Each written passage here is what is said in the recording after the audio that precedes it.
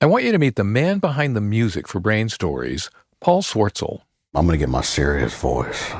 I've arranged for you to meet him at one of his favorite places, the piano. Paul composed the original music for this series. He thinks at lightning speed, and his speech is so heavily salted with references that I couldn't keep up even if I did get them all. And I don't come close. Louis Gossett Jr., James Mason, 20,000 Leagues Under the Sea. With Peter Lorre, he goes, you saved my life. Why? He's funny, also insightful, and profane. When I was in grad school, I had to be very PG with what I wanted to do. Now that we're on the subject, I gotta let you know that this episode will have language that is not PG.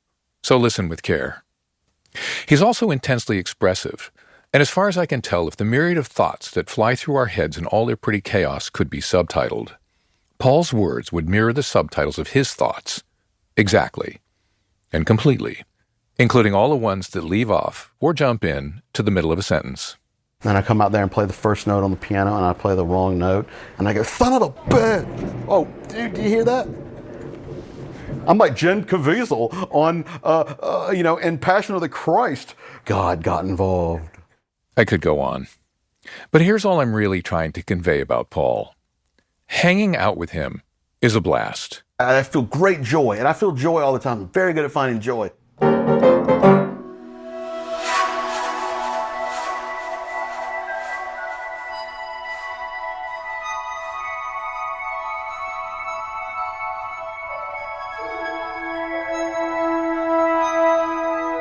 The original idea for this episode was to go behind the scenes and talk about how music for Brain Stories, and in fact, this very piece, came into this world.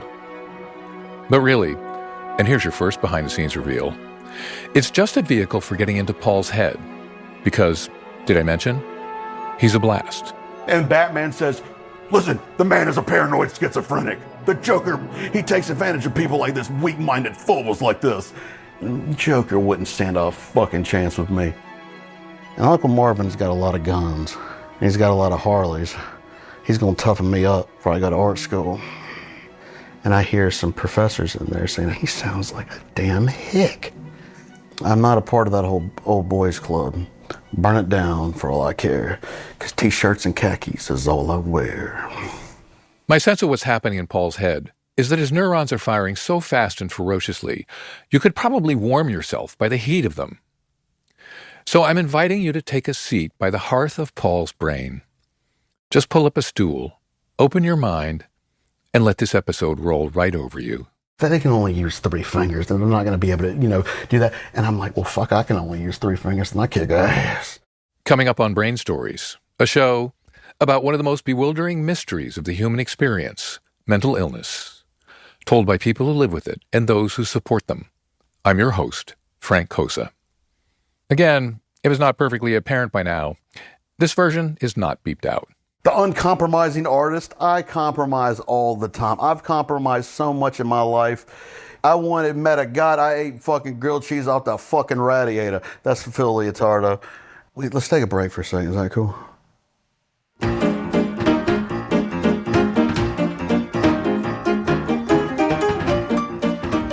Hello, Paul. What's up, Mike? Pacino and Scarface. What's up, Flan? What's up, Flan? So I was wondering how long it would take you to make a movie reference, and that was about 2 seconds? Paul went to a high school for the arts that had a Library of Congress-sized collection of Hollywood movies. We'll get to that. But of the many movies he consumed with relish, one that comes up frequently is Scarface, a film about a Cuban refugee who becomes a drug lord. The movie became a cult classic.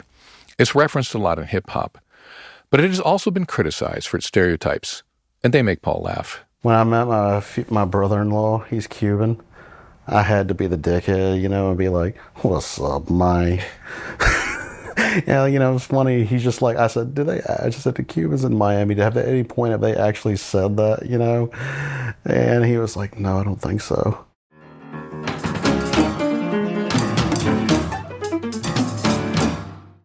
I've watched before where they have like hip hop remembrances of Scarface, where they have rappers who come in and talk about They said, well, when Scarface came out, it was important because it was a non-white person was in a position of power. You know, that's what they'd never seen that before. And I just, you know who I feel bad for in that situation? Louis Gossett Jr. Because what's Scarface, 83? You know what is also in 83? Jaws 3. Jaws 3D. Louis Gossett Jr. is in that, man. Think about it. He's a black corporate executive in 1983, master of code switching in that movie. And he just, that role does not get acknowledged in the history of like racial representation in film. You know what I mean? Like, y'all know how Hollywood is with all their bullshit representation, you know? I mean, think about it. You ever seen Beautiful Mind? Yep. You know that John Nash, it's about that guy that has, you know, a beautiful mind. For those unfamiliar with the story, John Nash was a mathematician who lived with schizophrenia and won a Nobel Prize. His life became the basis of a movie called A Beautiful Mind. And, his wife in real life, I think she was Guatemalan. She was actually born in El Salvador. But in the movie, it's Jennifer Connelly. So I always think it's 2001 when that movie came out. It's the same year that I started getting some special effects. Special effects meaning? Delusions and hallucinations. I mean, it's when they broke the news to me. They said, you know, I'm sorry, Mr. Swartzel, you got a beautiful mind.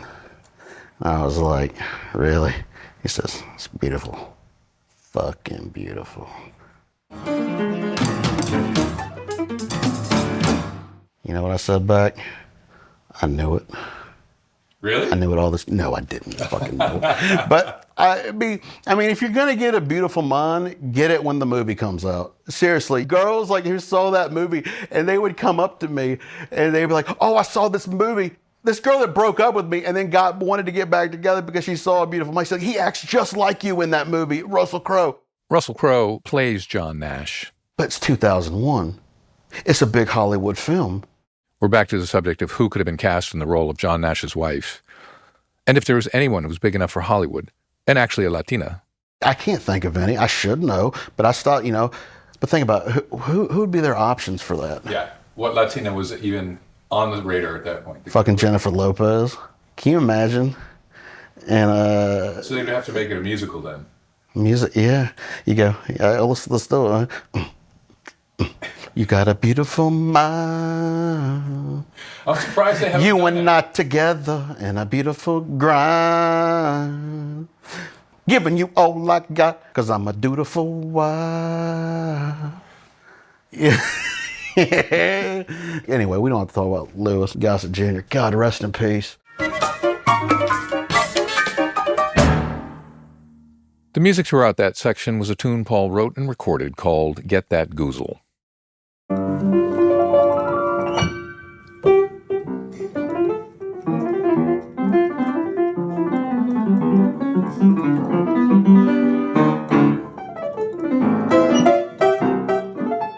That's Paul on the piano, and he's playing this during our interview.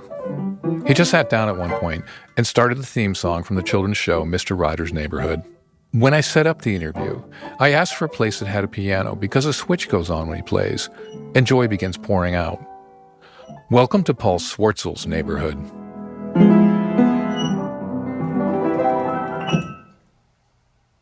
You know, you learn what matters to you when every note is going to hurt. I had a breakdown of sorts my senior year at college.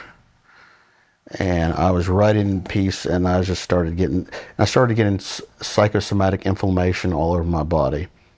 And I lost use of my hands. And what is psychosomatic inflammation? I don't know. Basically, it affects me physically. Paul has been to several doctors over the years, and they haven't figured it out either. I used to be able to play Rachmaninoff concertos, the late Beethoven sonatas, and my hands would just freeze up. I'm not talking about carpal tunnel, but they would freeze up and I couldn't do what I used to do anymore. It never went away. And I had braces on my arms. If I'd do a concert, I'd get shots in my wrist to get through it. And what sucked, like that piano was my thing. And I could basically play anything, and I could improvise, and I had a very specific sound that I had. I really liked the way that I play, and then it all went away. when I was 22.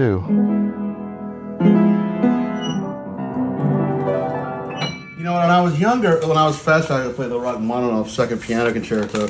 You know, it's got that brooding like.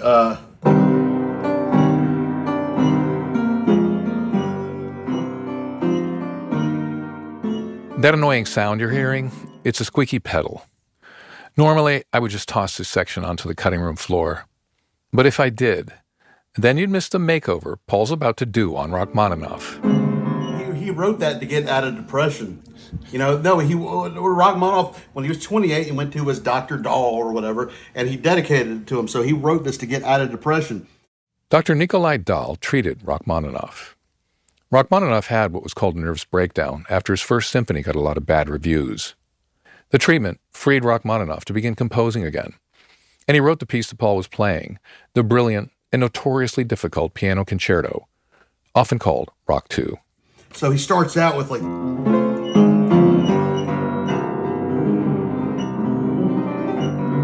I used to be able to play this whole thing, but what if he just didn't do that? What if he didn't need to do, you know, you want to turn that frown upside down? Shall we turn that frown upside down? Check this shit out.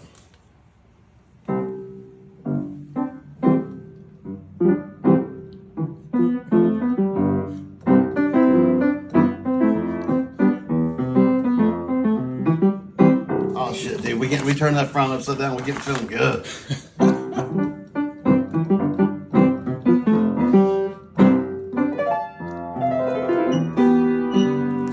Sounds like Mr. Rogers now, huh? It's a beautiful...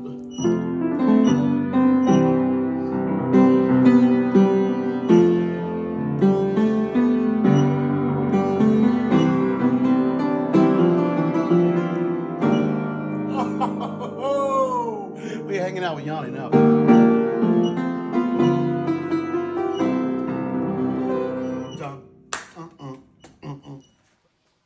Where did your interest in music first show up? Macho Man Randy Savage. Macho Man Randy Savage was a professional wrestler. She comes out to Pomp and Circumstance.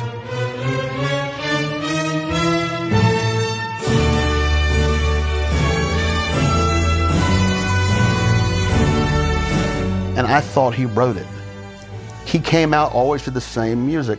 And so I was like, that's his theme. That's just what people do. They write their own theme music. Ric Flair had Richard Strauss. And I was like, shit, I gotta get my own theme. You know, if I gotta be a wrestler, I gotta get my own music theme. I gotta learn how to write music. And I started taking piano lessons. That interest in wrestling would not be a passing thing. You're how old at this point? 6. And I was bounced around from teacher to teacher because they didn't think I could learn. They thought I had talent, but they just didn't think they thought I couldn't learn the right way. Because why did they think you couldn't learn? They just thought I was inappropriate, like I wouldn't listen. I imagine I was very frustrating. But I finally met a teacher who didn't talk to me like I was dumb and was embarrassed to be around me, you know, and just went with it. There's videos of me when I'm 7 and 8 improvising on like Beethoven stuff, and I'm playing so fast, and it sounds really cool, and I have no idea how to write it down. I've only been playing for 2 years. I'll be playing for like 20 years, and I'll be doing something like this. But I'll be doing the whole symphony by myself, and you ain't gonna do anything about it. That's a clip of Paul when he was 9. Paul grew up in North Carolina. Jerry Lee Lewis and Beethoven were early influences. Later influences included Dr. Dre and the Hungarian composer György Ligeti. 20th century composer Charles Ives was not an influence, but I'm mentioning him because he's about to come up in this song that Paul wrote and recorded for his wife, Ginger.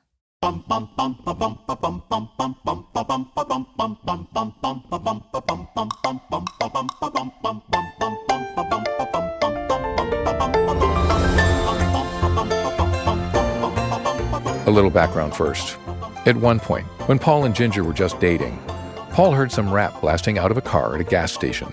And I got some shit going on in my head at the same time, so I'm gotten like a Charles Ives 2.0 thing, You got two different things going on, whatever. You got a band piece here and a fucking lousy band piece there. And John Adams, the famous composer, he wrote a piece called My Father Knew Charles Ives. And his dad didn't actually know him, but it's the spirit of the idea. So rap causes him to think of Charles Ives, which leads him to the piece My Father Knew Charles Ives.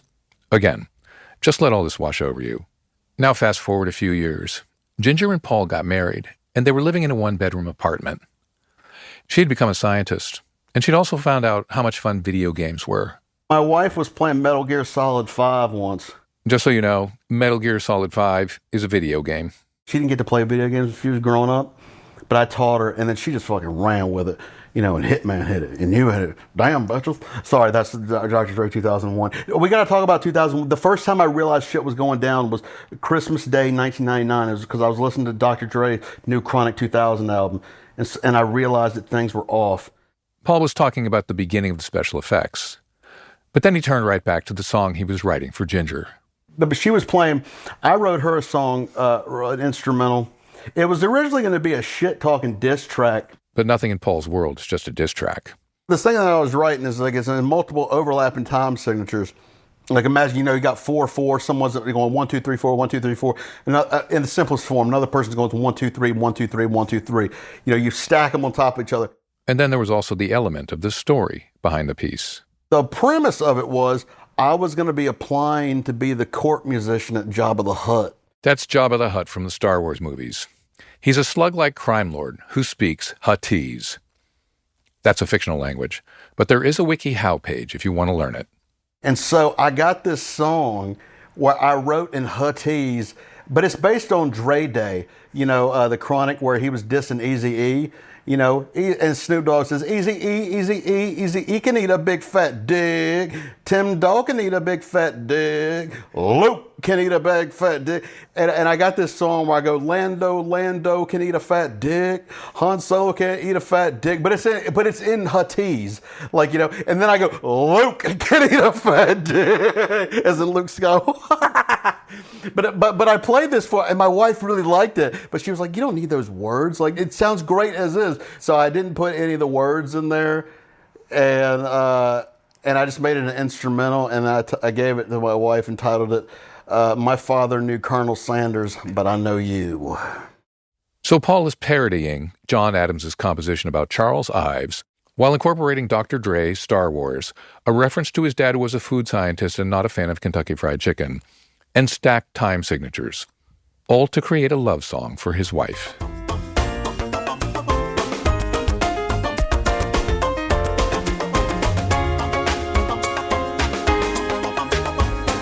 Oh, I know, that's fucking romance.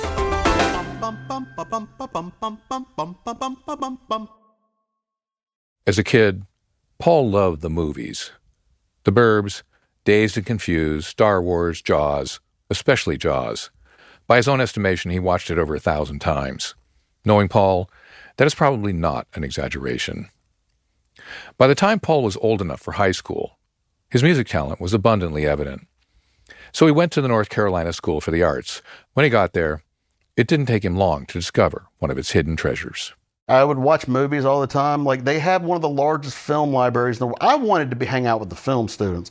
I didn't want to hang out with the kids that wanted to go to Juilliard and Curtis playing cello and shit. I wanted to, have a good time. And so I was always saying, oh, I want you to show the Jaws print. They have one of the original Jaws print. I want to see on the screen. They have an original Casablanca thing. I got to see it. The only thing is you couldn't watch Star Wars because that was off limits, because it was one of the original 5 prints. But anything else was fair game. And here's where we're going to get to the original premise of this episode, to go behind the scenes into music Paul composed for the series. North Carolina School for the Arts is also where Ronald Brownstein went, years before Paul. In the Brain Stories episodes 6, 7, and 8, we heard Ronald's story, how he began showing signs of bipolar disorder in college, then embarked on a fantastically volatile music career, until he met Caroline Whidden, a French horn player who became his wife. There is a key moment in episode 6 when Ronald was a student at the School of the Arts, when he felt like he became airborne. literally flying above the ground. It happened at a hill on campus that he liked to sprint down. This is how Ronald told it. As I was running down, I turned my head at a certain angle when there was kind of a sound. It sounded like a flute. I felt airborne, and I felt that I had lifted myself off the ground. And I realized that I had taught myself how to fly. It was a huge moment in the story when Ronald was experiencing something superhuman that he would only later realize was part of a manic phase. I asked Paul to come up with the music cue that would capture that giddy and surreal feeling of Ronald taking off. Oh, let's go through it. Ronald talks about in the story about the first time he figured out he could learn how to fly or had those thoughts. And he says he turned his head to the side and he said he heard like a flute. Like he was like a flute jet whistle type thing. And so I start off with that. And then another flute joins it, another flute joins it. I think they're like fluttering harmonics. I got a bunch of woodwinds going beeper, beeper, beeper in the background. They sound like birds and shit. And then a French horn comes in. I did a French horn because the French horn is at the start of the stability. And that's because Caroline is a horn player, French horn player. And then you start hearing a prepared piano come in.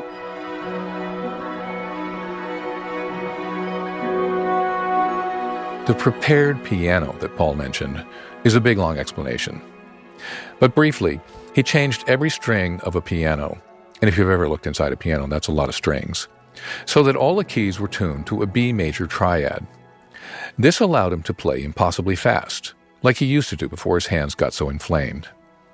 In other words, he engineered a special piano to overcome his disability, and in the process, created a unique sound. Typical Paul.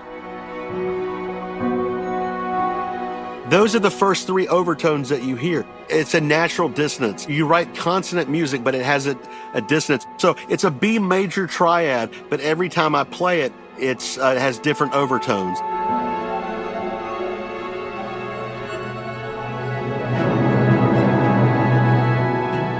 And then at the end, it's fading away into the distance and stops playing slower.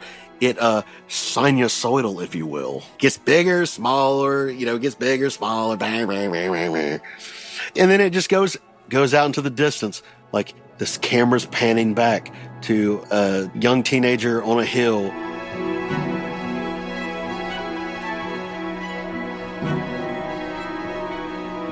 When I heard what Paul had written, I was blown away.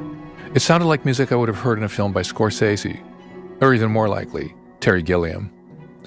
But what I really wanted to know is how it sounded to the only guy who really knew what it was supposed to sound like, Ronald. Paul and Ronald had been friends for years, so Paul got in touch with Ronald and played him the theme. Your show is perfect. It is gorgeous and stunning and exactly what it was like. That's what he said.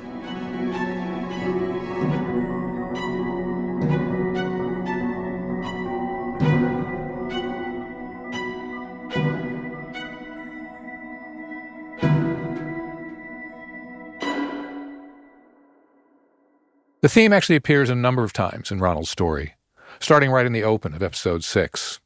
Consider this an official invitation to go back and give it a listen.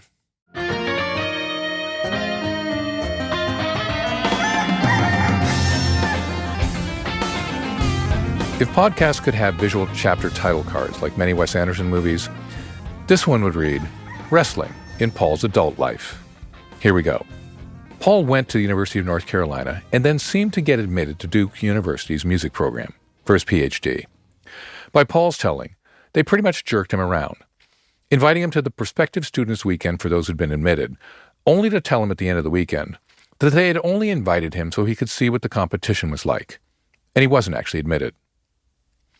Maybe this happened because they thought he was a hick with his strong Southern accent, or maybe they sensed his mental illness and it scared them. Or maybe they just didn't like the cut of his jib, whatever that might have meant. Paul was ashamed and deeply hurt. I told myself, I am going to write the most dope fucking piece I've ever written. The most badass fucking piece of contemporary classical music, and they can eat a whole bag. And what happened? I wrote a fucking badass piece. I won a Morton Gold ASCAP Young Composer Award. And the next year, I got in. Paul worked his butt off in the doctoral program, and when it came time to write his dissertation, he returned to the topic that first inspired his interest in music: wrestling. He composed a piece called Barbecue Man Unleashed, the greatest professional wrestling work of all time, ballet piano concerto filmed with action figures. It's a long piece that tells the story of a wrestling rivalry musically, and with still photos of plastic action figures. It references Arnold Schoenberg's Opus 19, No. 6. It also incorporates cartoon music, high modernism, Hollywood blockbuster themes, and several styles of Southern country and gospel music. Though Paul warns, none of the borrowed tropes are immune from parody. Parody is central to Paul, a core of his fundamental mirth.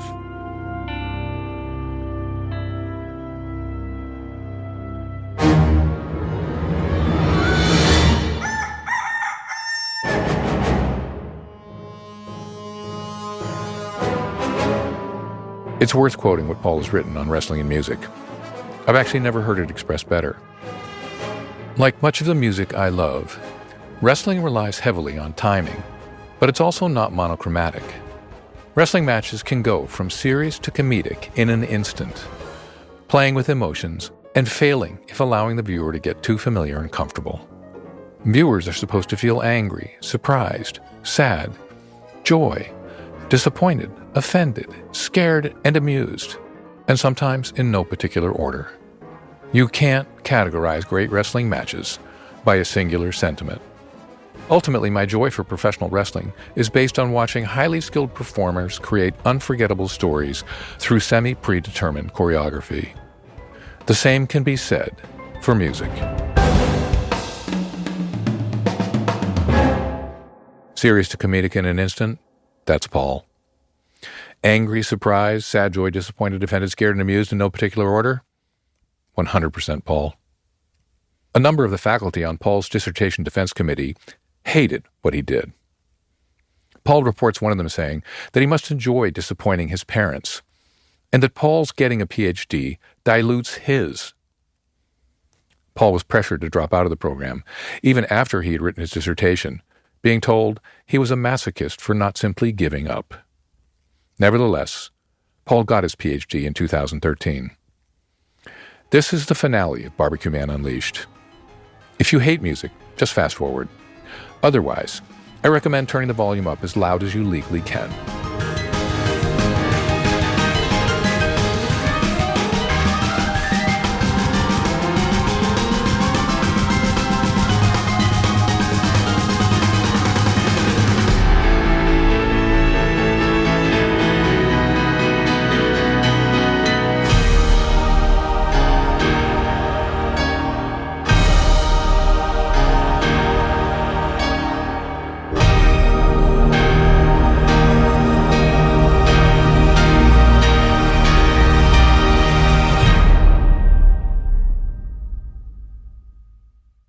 After he became Dr. Paul Swartzel, he did some teaching.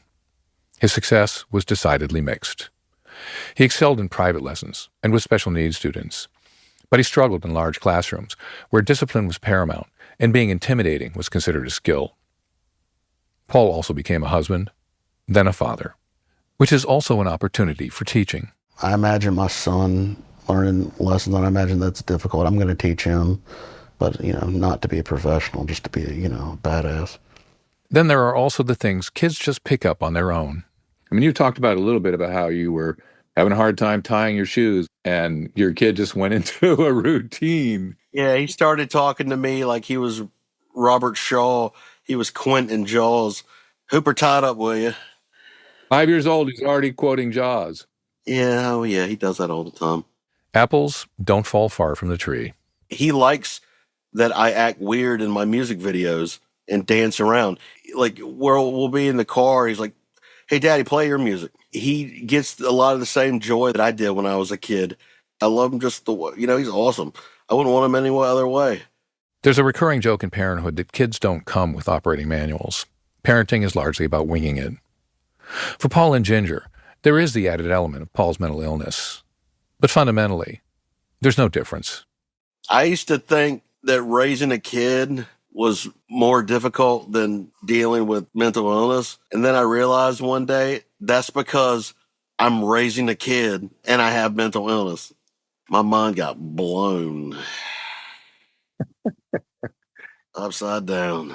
You know, we always say stuff like to our kid, like, you know, sometimes people have two mommies and that's okay. And some people have trouble walking and that's okay. And he learns this at school. And then he'll be like, and sometimes my daddy takes Latuda, which is like an antipsychotic, and that's okay. I don't know what to tell him. Like, I really don't. I just act like myself, and he sees it as normal. He doesn't think about that. I'm his daddy. You want to hear something pretty? This is Album for the Young, one of the easiest things that Schumann ever wrote. Schumann died in a mental institution, by the way. He had bipolar disorder. And this is something he wrote for little kids to play.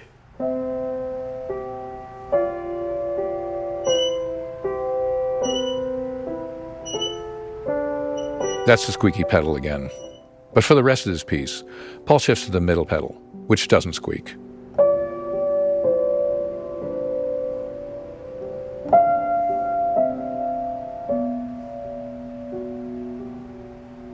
Paul has lived as an adult with what he has called things being off, special effects, a beautiful mind. Clinicians have called it schizoaffective disorder. And as a young adult, it made for the most terrifying moments of Paul's life. I was eating Fruity Pebbles. This is when I was living at home. I had to move home from school because I was, having problems at UNC Chapel Hill. And no one was home. I was out of town, so I was by myself. Late at night, I start hearing the words.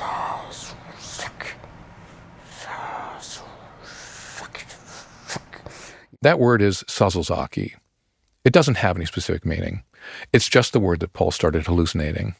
I saw it everywhere. I could see it visually, and I felt almost like a reddish thing. The thing is, it's in boxing, the punches that hurt you the most are the ones that you don't see coming. It's not like where you're sitting down and you take a drug and you're expecting something to happen. It just happens, and before you even know what's there, you're hearing just demonic shit. At least in my case. And I'm hearing these words, Sazalzaki, following it around. And I run to the front of the house and I see my parents, these figures, they seem almost like ghostly appearances, specters. It's terrifying. And I go upstairs and I bury my head in a pillow. I would have killed myself that night if I would have known how. I just wanted it to be over. I was terrified. And you don't get over that.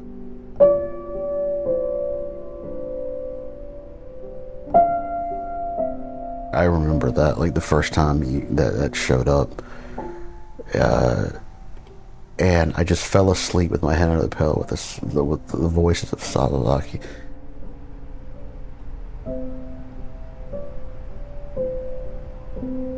For years, I tried to make sense of my delusions and hallucinations. I tried to say, like, what does it all mean?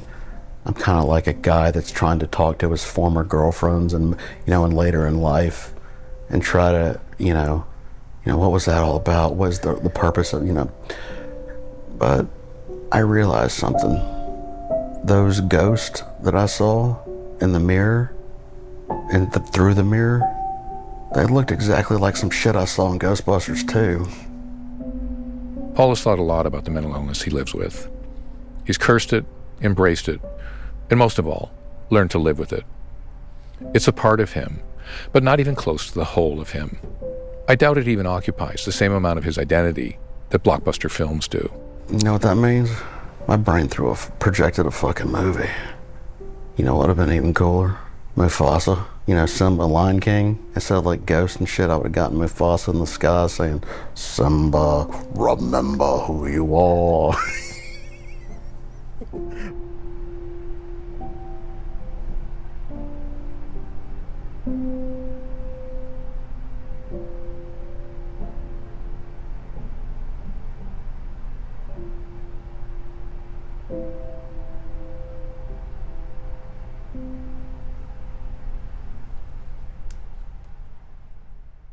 As of this interview, Paul is composing a piece for the Grammy Award-winning chamber orchestra, Alarm Will Sound. They're one of the most prestigious chamber orchestras in contemporary music. The piece will be a spoken word concerto about life with psychosis. In his dissertation, Barbecue Man Unleashed, Paul whispered the word Sazulzaki. But at that point, it was too scary for him to give it the full Monty. In the piece he's writing for Alarm Will Sound, Paul is recreating the Sazulzaki hallucination in all its reality. The title of his piece? Schizophrenia in a Time of Bullshit. Expect angry, surprised, sad, joy, terrified, and amused, in no particular order. Remember this? The song Paul wrote for his wife. My father knew Colonel Sanders, but I know you. It makes me think that a good title for this episode would be, My Father Didn't Know Paul Swartzel, but I do. And perhaps now, you do too.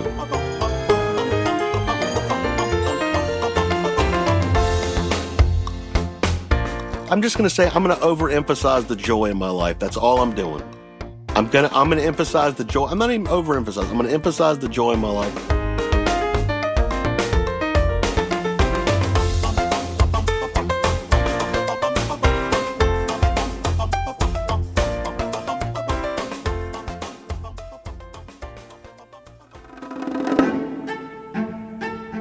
Thanks for listening. Coming up on the next episode of Brain Stories, Michael Stewart spent most of his adult life using drugs, hearing voices, and a fair amount of the time homeless. As he was approaching 60, he was ready to retire from all that hardship. It marked the start of an amazing odyssey to prove it's never too late. Begin listening to Michael's story February the 26th. We'll be releasing new episodes every 2 weeks into April. If you like the episode you just heard, we want you to let the world know. But if you only tell 100 friends, family, or people you would see at the water cooler if those things existed anymore, we'll allow it. Now, if you found this episode moving, we want to know. Tell us what you liked. Regale us with a wrestling tale. Or play us the theme of your favorite wrestler on any instrument you choose. Versions on a theremin get extra credit. You can email that to us at brainstoriesproductions@gmail.com. Or play it live right into our phone. That number is 424-240-9302. It's all in the show notes. Thanks to the team that made this story possible. Our associate producer and editor was Kate Ruscosa. The episode producer was Bowen Wong. The original music came from Paul Swartzel. He has his own webpage where you can find the full 22-minute video of Barbecue Man Unleashed. Prepare to laugh your butt off and cry your eyes out from how good the music is. His website is paulswartzel.com. That's Paul, SWARTZEL.com. If you didn't get the spelling, it's in our episode notes. Karen Given is our incredible story editor. The sound mixer who makes this all so sweet is Rob Byers.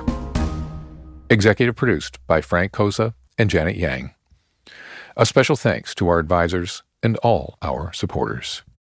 This show is a copyright of Brain Stories Productions and the Sam Obey Corporation. The use of this episode or any of its content in or for any form of artificial intelligence, including training, is copyright infringement and expressly prohibited without prior written agreement. For those of you who listened this far, a special treat. Here's Paul's version of the flying theme, the composer's cut, which is like a director's cut. I call it the Flying Theme Unleashed. I hope your ears are ready for a feast.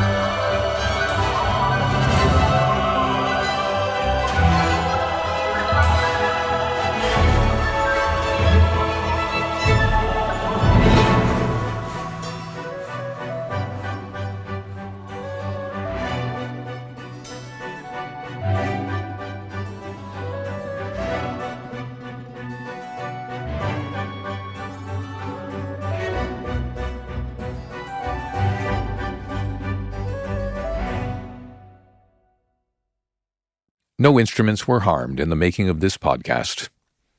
I'll see you next on February the 26th.